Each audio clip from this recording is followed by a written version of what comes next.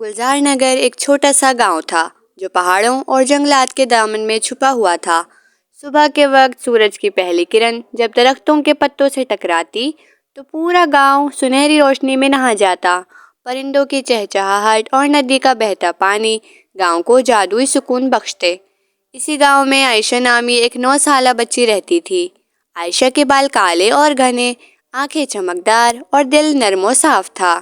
وہ اپنے والدین کی اکلوتی بیٹی تھی اور ان سے بہت پیار کرتی تھی۔ عائشہ نہ صرف ذہین تھی بلکہ بہت ہمدرد بھی تھی۔ وہ دوسروں کی مدد کرنا پسند کرتی، کبھی جھوٹ نہیں بولتی اور ہمیشہ نیکی کی راہ پر چلتی۔ عائشہ کو سب سے زیادہ پسند جنگل تھا۔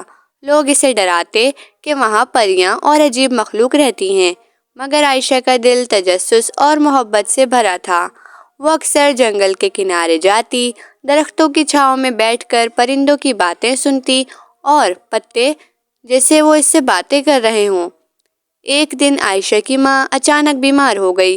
ڈاکٹروں کے پاس لے جانا ممکن نہیں تھا کیونکہ وہ گاؤں سے کافی دور تھے، لیکن عائشہ کی ماں نے کہا، بیٹی، جنگل کے کنارے جو نایاب چاندی کے پھول ہیں ان سے دوا بنتی ہے، تم جا کر لے آؤ۔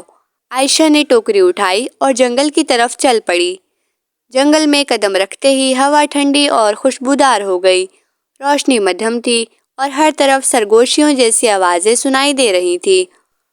جیسے ہی عائشہ آگے بڑھی، اسے ایک مدھم سی روشنی کی کرن نظر آئی جو درختوں کے بیچ سے آ رہی تھی۔ عائشہ نے آہستہ آہستہ اس کے پیچھے قدم بڑھائے۔ وہاں اسے پہلی بار ایک چھوٹی سی پری دکھائی دی۔ پری کے پروں پر چمک تھی جیسے چاند کی روشنی۔ اس کے لباس کا رنگ ہلکا نیلا اور چہرہ چاند جیسا روشن، مگر پری اداس لگ رہی تھی اور زمین پر بیٹھی تھی، اپنے پروں کو دیکھ رہی تھی جیسے وہ اڑ نہ سکے۔ عائشہ نے ہمت کر کے کہا، آپ پری ہیں؟ کیا آپ کو کچھ ہوا ہے؟ پری نے آہستہ سر اٹھایا اور کہا، میری جادوئی چھڑی کھو گئی ہے، اس کے بغیر میں اپنی دنیا واپس نہیں جا سکتی۔ اگر زیادہ دیر یہاں رہی تو میری طاقت ختم ہو جائے گی اور میں ہمیشہ کے لیے پھنس جاؤں گی۔ عائشہ نے فوراً کہا، میں آپ کی مدد کروں گی، ہم اسے تلاش کریں گے۔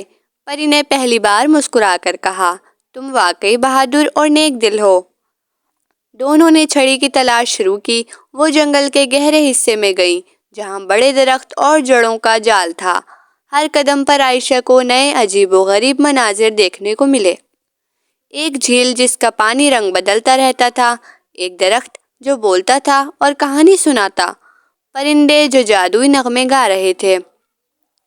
راستے میں ایک چھوٹا سا خرگوش نما جادوئی مخلوق ملا جس کے کان لمبے اور آنکھیں نیلی چمکدار تھیں۔ خرگوش نے کہا، چھڑی ایک خطرناک کانٹے والی جھاڑی کے پاس ہے، لیکن خبردار، راستے میں بہت سی آزمائشیں ہیں۔ دونوں نے راستہ جاری رکھا۔ اچانک ایک گہرا درہ آ گیا جس میں چھوٹے چھوٹے پتھروں کا پل بنا تھا۔ پل ہل رہا تھا اور نیچے گہرا پانی تھا۔ عائشہ نے گھبرا کر پری کی طرف دیکھا۔ پری نے کہا، بس اپنے دل پر بھروسہ رکھو۔ عائشہ نے قدم بڑھایا۔ کانٹے اور پھنسنے والے پتے بھی تھے مگر وہ ہمت نہ ہاری۔ دونوں پل پار کر کے کامیاب ہو گئیں۔ راستے میں انہیں ایک چھوٹا سا جادوئی جنگلی گاؤں ملا۔ گاؤں والے عائشہ سے بولے، ہمارے پاس چھڑی ہے لیکن ہم اسے تب دیں گے جب تم وعدہ کرو گی کہ تم اسے اپنے فائدے کے لیے نہیں استعمال کرو گی۔ عائشہ نے فوراً کہا، میں صرف پری کی مدد کے لیے آئی ہوں۔ گاؤں والے خوش ہوئے اور چھڑی دے دی۔ اب چھڑی واپس پری تک پہنچانے کا وقت تھا مگر راستہ کانٹوں اور دھنسے ہوئے پتھروں سے بھرا ہوا تھا۔ عائشہ کے ہاتھ زخمی ہو گئے اور وہ تھک گئی۔ پری نے کہا، میں خود کر لوں گی، تم آرام کرو۔ لیکن عائشہ نے ہمت دکھائی اور کہا، میں خود کر سکتی ہوں کیونکہ میری نیت صاف ہے۔ آخر کار وہ کانٹے والی جھاڑی کے پاس پہنچے۔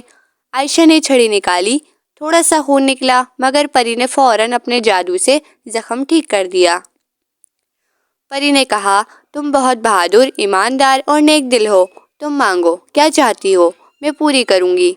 عائشہ نے سوچا اور کہا، میری ماں صحت مند ہو جائے اور میرا گاؤں ہمیشہ خوشحال رہے۔ پری نے چھڑی گھمائی، ایک سنہری روشنی گاؤں پر پھیل گئی۔ اگلے دن سے گاؤں میں کبھی قحط نہیں آیا، بیماریاں کم ہو گئیں اور لوگ ایک دوسرے کی مدد کرنے لگے۔ پری نے آسمان کی طرف اڑتے ہوئے کہا، عائشہ، یاد رکھو، اصل طاقت اچھے دل میں ہے۔ جو دوسروں کی بھلائی کے لیے سوچتا ہے وہ ہمیشہ کامیاب ہوتا ہے۔ عائشہ نے مسکرا کر دیکھا اور دل میں فیصلہ کیا کہ وہ ہمیشہ نیکی اور ہمدردی کے راستے پر چلے گی۔ تو پیارے بچوں، اس کہانی سے ہمیں یہ سبق ملتا ہے کہ نیکی اور ہمدردی سب سے بڑی طاقت ہیں۔ دوسروں کے لیے قربانی دینے والا انسان حقیقی بہادر ہوتا ہے۔ ایمانداری اور صاف نیت ہمیشہ کامیابی دلاتی ہے۔